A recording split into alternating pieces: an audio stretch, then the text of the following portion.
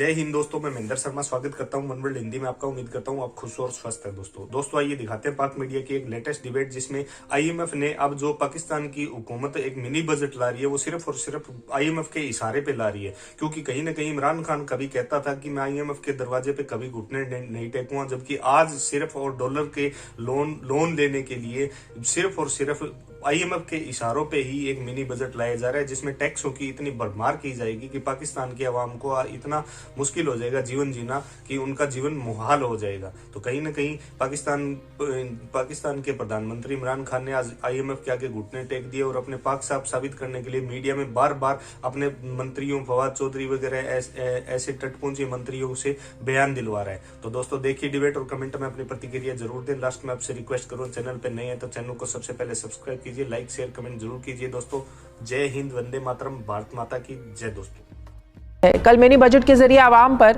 350 अरब रुपए के टैक्सेस लगाए जाने का इम्कान है और ये टैक्सेस लगाना पाकिस्तान पर इंटरनेशनल मॉनेटरी फंड यानी IMF की शराइत में से एक है। ये मिनी बजट एक ऐसे वक्त में लाया जा रहा है जिस वक्त महंगाई को लेकर तहरीक इंसाफ की जो मकबूलियत है ये आवाम में कमज़ोर पड़ती जा रही है। ये हम नहीं कह रहे हैं, बल्कि ये KPK में जो बल्दियाती इंतखाबात हुए उसमें तहरीक इंसाफ की हार हुई, उस हार के बाद तस्लीम भी किया गया तहरीक इंसाफ की तरफ से।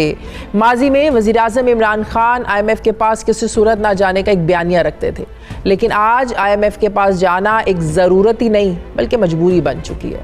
वज़ीर इत्तलात फवाद चौधरी कहते हैं कि अगर IMF के पास जाना है तो उसकी शराइत भी मानना पड़ेंगी। क्या कहते हैं फवाद चौधरी साहब, जरा देखिए। जो नवाज शरीफ और जरदारी पाकिस्तान के साथ कर गए हैं, देखिए ना, हमारे पास ऑप्शंस हैं। या तो आप कहते हैं IMF नहीं लेते तो फिर उसके अपने कॉन्सिक्वेंसेज हैं। अब जब आपने IMF में जाना है, उसमें ये जो मैं देखता हूँ ये शहबाज शरीफ और ये सारे बातें कर रहे हैं, अपोजिशन से पूछे ना, अल्टरनेटिव दे दें हमें, कहीं IMF के पास नहीं जाएं और आप लोग ये कर लें, वो कंसिडर कर लेते हैं। हुकूमत मिनी बजट लाने के लिए नाज़रीन कमर कस चुकी है, जबकि अपोजिशन मिनी बजट रोकने के लिए मुतहरिक हो चुकी है। नून लीग रहनुमा शाहिद खान अब्बासी कहते हैं कि मिनी बजट पर बहस होनी चाहिए, इजाफी टैक्सेस लगेंगे और उधार भी लेना पड़ेगा। क्या कहते हैं शाहिद खान अब्बासी साहब, जरा देखिए। मिनी बजट है उसमें डिबेट होनी चाहिए पार्लियामेंट में, क्योंकि ये हर पाकिस्तानी को इम्पैक्ट करेगा। 400-500 अरब डॉलर के इजाफी टैक्सेस हैं और इजाफी बोरोइंग भी करनी पड़ेगी, तो ये बहुत सीरियस मामला है। तो अगर यहाँ पर डिबेट ना हुई तो फिर इसको एहतजाज भी होगा, जो एहतजाज भी करेंगे। मिनी बजट के हवाले से अपोजिशन लीडर शहबाज शरीफ कहते हैं कि हुकूमत IMF की शराइत पूरी करने के लिए पार्लियामेंट को रबर स्टैम्प बनाना चाहती है। हुकूमत मुल्क को IMF के पिंजरे में कैद ना करे। अगर मिनी बजट मंजूर हुआ तो महंगाई का बदतरीन तूफान आने का इम्कान है।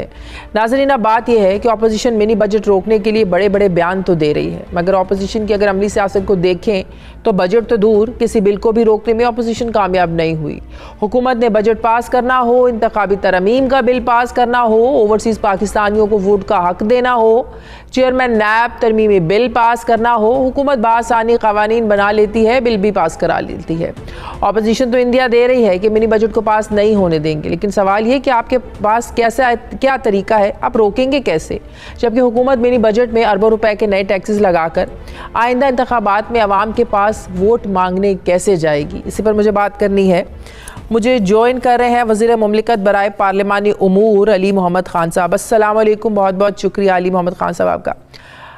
अली मोहम्मद खान साहब, क्या दूसरा ऑप्शन नहीं था मिनी बजट के अलावा आप लोगों के पास, या IMF की शराइत में से ही एक ये शर्त है कि अगर आप मिनी बजट नहीं लेके आते तो हमें 1 अरब डॉलर की किस्त नहीं मिलती? वालेकुम अस्सलाम, बहुत शुक्रिया जी। बिस्मिल्लाहिर्रहमानिर्रहीम, अल्लाहुम्मा सल्लि व सल्लिम व बारिक अला सय्यिदिना मुहम्मद रसूलुल्लाह खातमुन नबीय्यीन सल्लल्लाहु अलैहि व आलिहि व सहबिहि वसल्लम। पहले दिन से अगर पाकिस्तान उस रास्ते पे चलता जो कायद आज़म मोहम्मद अली जिन्ना ने बताया था, तो शायद हमें कभी भी IMF के पास ना जाना पड़ता।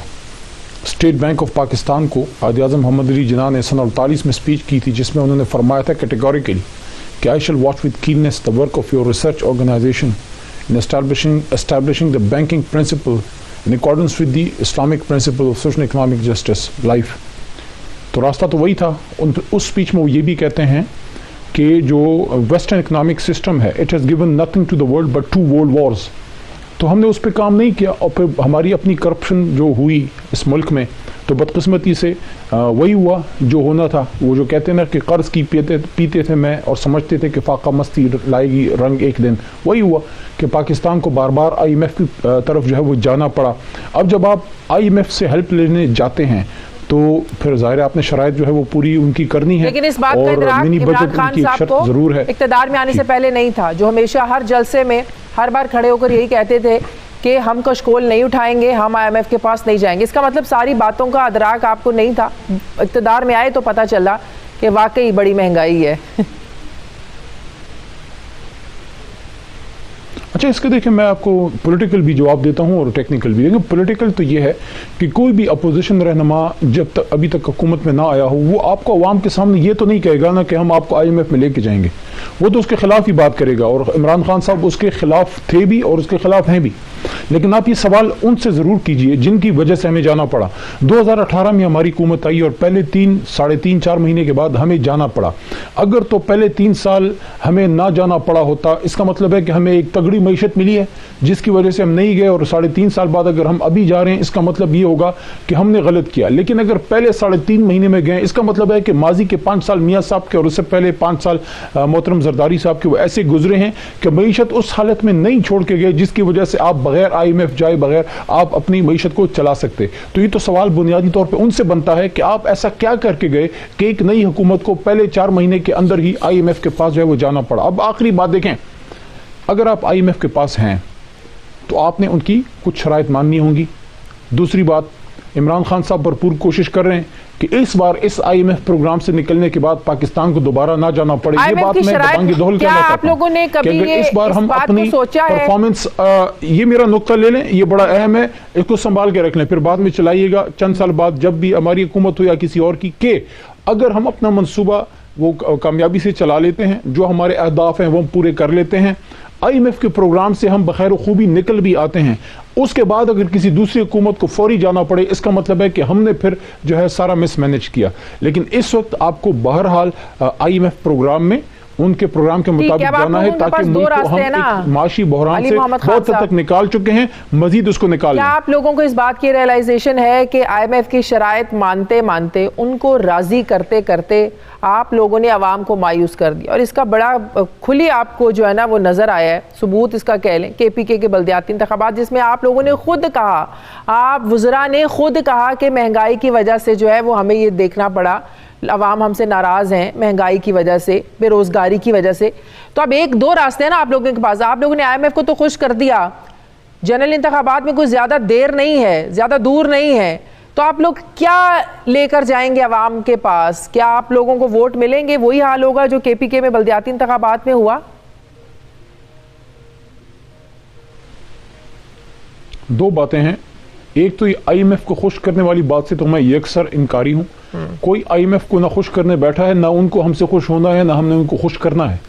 It's basically 1+1=2. I M F is international monetary fund, ایک بڑا ادارہ ہے جو ہم جیسے ملکوں کی ہیلپ کرتا ہے, اور وہ there are no free lunches in the world, جس طرح امریکنز کہتے ہیں. اگر آپ نے ان سے ادھار لی ہے رقم تو آپ نے ان کی شرائط ماننی ہے, ٹھیک ہے جی. تو اگر ہم آئی ایم ایف کے پاس گئے ہیں تو خوش کرنے یا کرانے کی بات نہیں ہے, آپ نے ان سے ادھار رقم لی ہے, آپ نے ان کو کچھ شرائط ماننی ہے.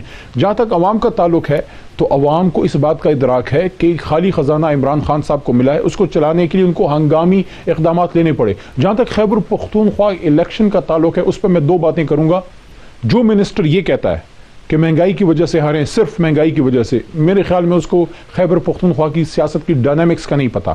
میں نے البتہ یہ بات کی ہے چونکہ میرا تعلق اس علاقے سے ہے کہ مین ریزن ٹکٹنگ ہے, ٹکٹوں کا غلط دینا مین ریزن ہے, ساتھ میں مہنگائی والا ایشو بھی پلے کر گیا. دیکھیں مہنگائی بہت سی جگہوں سے ہم جیتے بھی ہیں, 2nd بڑی لارجسٹ پارٹی کے طور پہ سامنے آئے ہیں, 8 لاکھ ہمارے ووٹ ہیں, 8 لاکھ پلس جو ہے جمعیت کے ووٹ ہیں. صرف اگر ٹکٹیں ہم صحیح دے دیتے تو ایک حلقے میں ہمارے 2-3 بندے مولانا صاحب نے کیا کیا کے پی کے میں. آپ دیکھیں پچھلے 8 سالوں سے پچھلے آپ لوگ وہاں پر بیٹھے ہوئے ہیں, تو اس کا مطلب ہے کہ اگر 8 لاکھ ووٹ مولانا کو پڑا ہے, جمعیت کو پڑا ہے, تو یہ سارا آپ لوگوں کی ناراضگی کا ووٹ نہیں ہے کیا؟ انہوں نے ایسا کیا کیا پچھلے 8 سالوں میں کہ جو اتنا ووٹ کنورٹ ہو کر ادھر چلا گیا؟ یہ بھی تو سوچنے والی بات ہے. دیکھیں میں نہیں سمجھتا کہ ان کا کوئی ووٹ بینک بہت بڑا ہے اور نہ ہمارا ووٹ بینک گھٹا ہے. اصل میں ہوا یہ ہے کہ ایک جماعت سے جب ایک حلقے میں ایک سے زیادہ بندے کھڑے ہوتے ہیں, 2 یا 3, آپ کا ووٹ جو ہے وہ ڈسٹریبیوٹ ہو جاتا ہے. آپ دیکھ لیں کہ ہماری جماعت کے اپنے لوگ جو کھڑے ہوئے ان کے انڈیپینڈنس کا ووٹ نکال کے ایڈ کریں, آپ کو رزلٹ مل جائے گا. میں اپنے حلقے کی بات کرتا ہوں, میں یہ تو نہیں کہتا کہ ٹکٹ کس نے دیا, کس طرح دیا, وہ باتیں چلی گئیں, پرانی باتیں ہیں, نہ کبھی میں نے بات کی ہے نہ میں کروں گا. صرف یہ کہوں گا کہ میں تو ٹکٹ ڈسٹریبیوشن کمیٹی میں نہیں تھا, لیکن یہ میں آپ کو فگر سے بتا دیتا ہوں کہ وہاں پہ جمعیت علماء اسلام کا ووٹ بینک وہیں کھڑا ہے جو 2013 میں تھا. 2013 میں میرا وننگ ووٹ تھا 46, ان کا تقریباً 40 کے قریب تھا.